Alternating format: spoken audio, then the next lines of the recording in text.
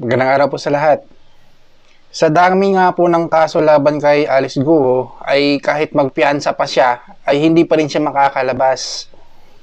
I remember that there was also a time during a Senate hearing when Alice was asked bakit hindi siya nagbe-bail kung pwede naman mag-bail sa kaso niya.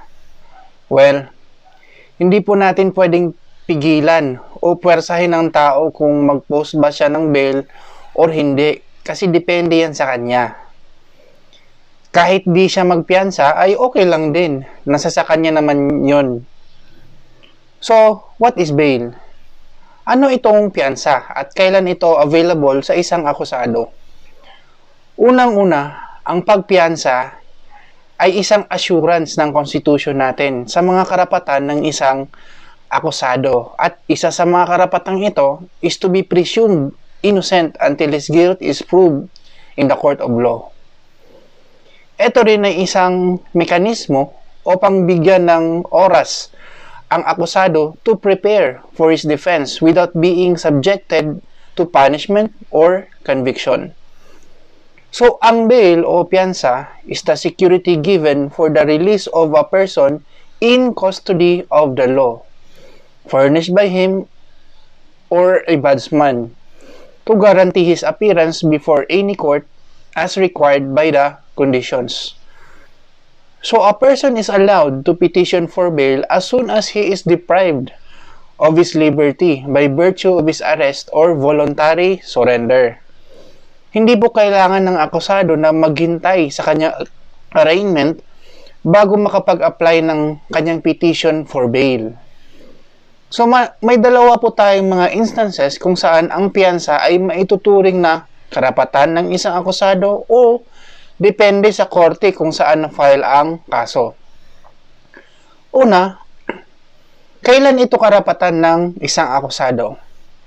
Karapatan po ito bago o pagkatapos ng hatol o conviction ng mga first level courts at kung saan din ang kaso ay nakapending for appeal sa mas mataas na korte. Karapatan din ito bago magpalabas ng hatol na conviction ang isang regional trial court sa mga kasong hindi punishable ng kamatayan, reclusion perpetua at habang buhay na pagkakakulong. Dumapo naman tayo sa kung kailan ang pagpiyansa ay depende sa korte.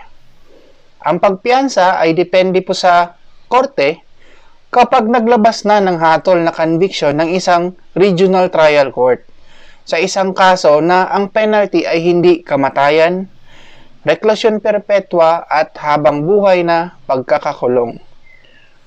Of course, may mga instances din kung saan pwede ma-deny ang application na makapagpiyansa ng isang akusado. Like, kapag ang kaukulang parusang pagkakakulong sa isang krimen ay lalagpas ng 6 na taon. Dito hindi po talaga pwede. Meron pa po, deny din ang bail kapag ang akusado ay isang recidivist o meaning yung akusadong pabalik-balik sa paggawa ng parehong krimen. For example, paulit-ulit na lang siyang nahuhuli sa kasong robbery. Deny din kapag ang akusado ay tumakas sa pagkakakulong sa kanya o yung mga lumabag sa kanilang bail conditions. Pwede rin kapag under probation or paro lang isang akusado pero during this period nakagawa siya ng krimen. Pwede rin may mataas na tsansa na pagtakas ng akusado kapag pagbibigyan siya ng korte.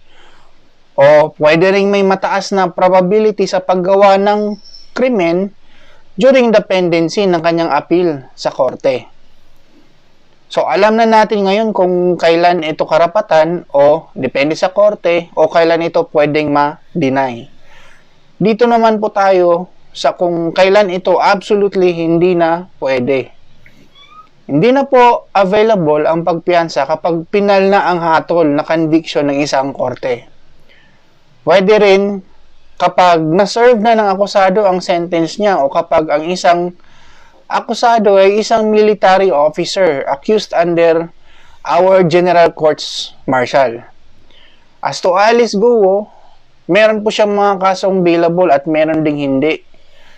Depende po yan sa kanyang mga abogado kung ano ang saktong legal move or strategy na gagawin upang masulit nila ang rules dito kaungkol sa bail. Sana po ay may natutunan tayo today. Salamat po.